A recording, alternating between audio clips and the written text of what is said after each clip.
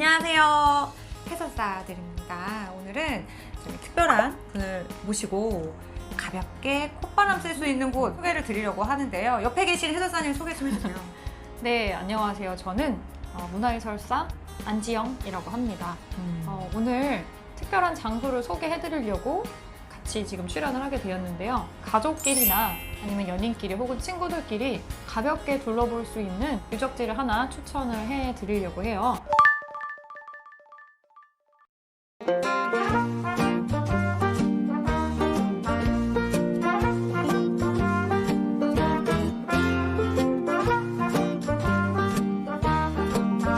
저녁 시간대에 걷는 투어여가지고 야경 투어에 해당하고요. 좀 선선할 때 하기 때문에 좀 가볍게 걷기 좋으실 것 같아요. 요새 그 낙산 구간이 굉장히 젊은이들 사이에서 핫하다고. 플레이스, 약간 영화 촬영이나 드라마 촬영 장소로 많이 활용이 돼서 지금도 사람들이 굉장히 많이 오고 있어요. 이게 유명한 영화 있잖아요. 라라랜드. 라라랜드.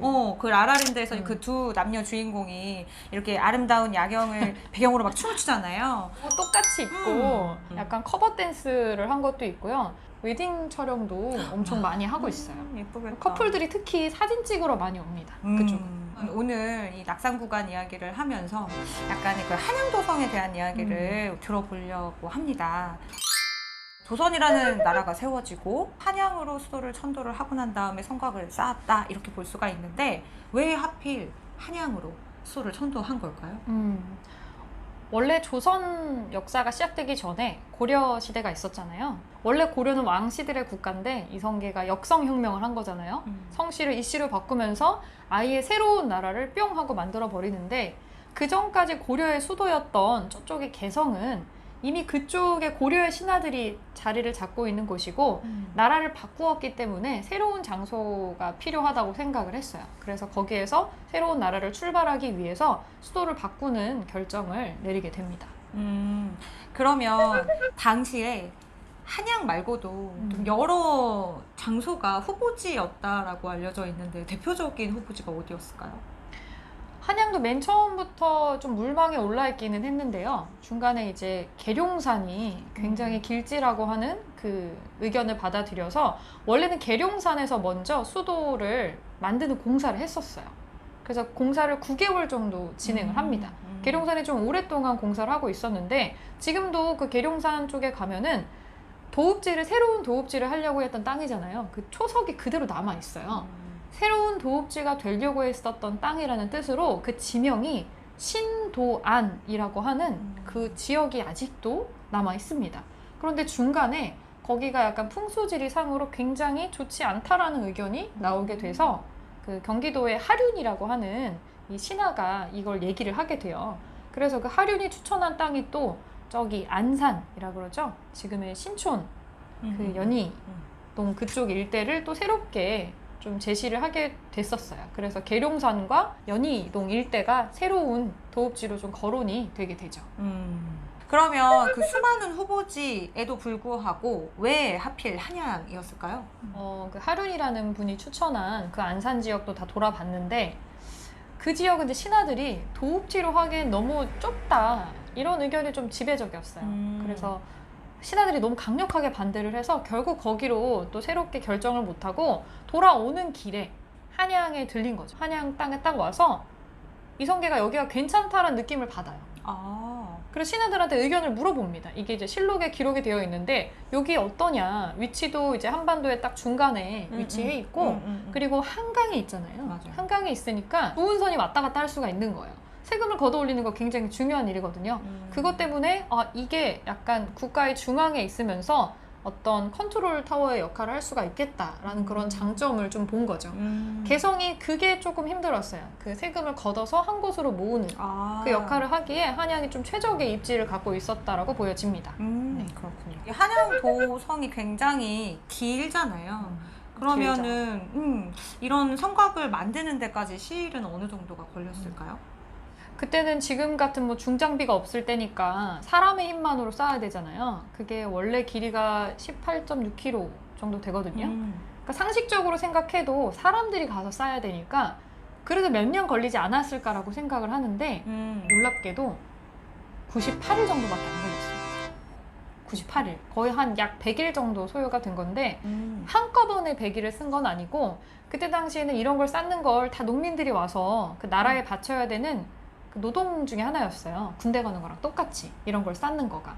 그래서 이거를 쌓을 때 거의 대부분이 농민들이 끌려와서 하기 때문에 농사가 바쁜 계절에는 할 수가 없어요. 그럼 농사를 안 하고 쉬는 그런 계절에만 불러서 해야 되는데 떠오르는 계절이 그럼 겨울 겨울. 너무 춥잖아요. 1월달, 2월달에 진짜 추울 때 그때 와가지고 한 49일 동안 좀 후다닥 짓고 그 다음에 또 이제 모내기 끝나고 추수하기 좀 직전에 8월달, 9월달에 또 49일 또 하고 98일이 소요가 된 건데 굉장히 빨리 걸렸죠. 근데 한양도성 딱 검색해서 나오는 그 성곽 아마 보셨을 텐데 태조 이성계 때는 처음에 만들 때는 그렇게 다 한 게 아니고 산에 있는 부분만 이제 석성으로 하고 돌을 쓰고 평지는 흙으로 했어요.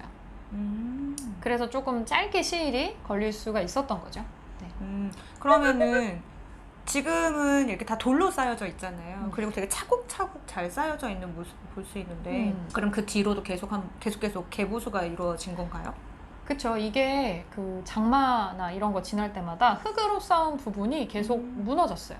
이게 굉장히 반복해서 무너지는 일들이 생겨나니까 결국 나중에 세종 때가 돼서 이 흙으로 쌓여 있는 부분을 전체 이제 리모델링을 해서 다 석성으로 바꾸는 작업을 합니다. 근데 이게 보통 일이 아니기 때문에 이거를 세종도 고민을 많이 했는데 결국에는 그냥 최대한 빨리 이거를 쌓는 방법을 쓴 거예요. 그래서 오히려 세종 때 이 전반적인 리모델링 작업이 처음보다 더 짧은 시일 안에 이루어져요.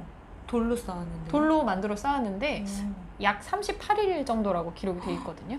진짜 적게 걸렸죠. 이거를 더 많은 인원을 갖고 한 거예요. 그냥 이렇게 해도 힘들고 저렇게 해도 힘들잖아요. 그러니까 한꺼번에 많은 인원을 좀 단기간에 빡 해가지고 만들었던 건데 굉장한 인원이 끌려왔다고 되어 있어요. 그때 당시에 세종 때 이제 한양 인구가 한 20만 정도 됐다고 하는데 30만이 넘는 인구가 이 사람들이 와서 이걸 석성으로 교체하는 작업을 했다고 합니다. 그러면은 뭐 다양한 지방에서 다 왔었겠네요. 뭐 경상도, 전라도, 충청도, 우리나라 뭐 팔도라 그러죠. 그 도에 해당하는 사람들이 다 올라와가지고 이걸 하는데 뭐 상식적으로는 가까운 데 있는 사람들이 와서 하는 게 제일 편하기는 한데 그러면 가까이에 있는 수도권 사람들만 일을 할 수는 없잖아요. 그래서 이런 궁궐을 쌓는다거나 하는 이런 공식적인 일에 사용되는 노동력은 로테이션으로 사이좋게 돌아가면서 하기 때문에 사실 맨 처음 한양도성을 쌓을 때에는 가까운 그 충청도나 경기도 사람들은 안 왔어요. 왜냐면 이분들은 이미 이 도성을 쌓기 이전에 그 전해에 경복궁이나 종묘사직을 쌓을 때 한번 끌려왔기 때문에 이제 그 노동에서 빠지고 나중에 다시 쌓을 때에는 다시 돌아가면서 짓죠. 팔도의 몰랐어요. 분들을 다 끌어올려가지고 이분들이 각각 자기가 맡은 구간들이 있어요. 그래서 똑같이 나눠준 거죠. 구간을 사이좋게 나눠서 요만큼 해가지고 어떤 지역에서 어디 이렇게 쌓은 구간도 다 나뉘어 있습니다. 그렇군요. 그것도 낙산 구간에서 볼 수 있나요?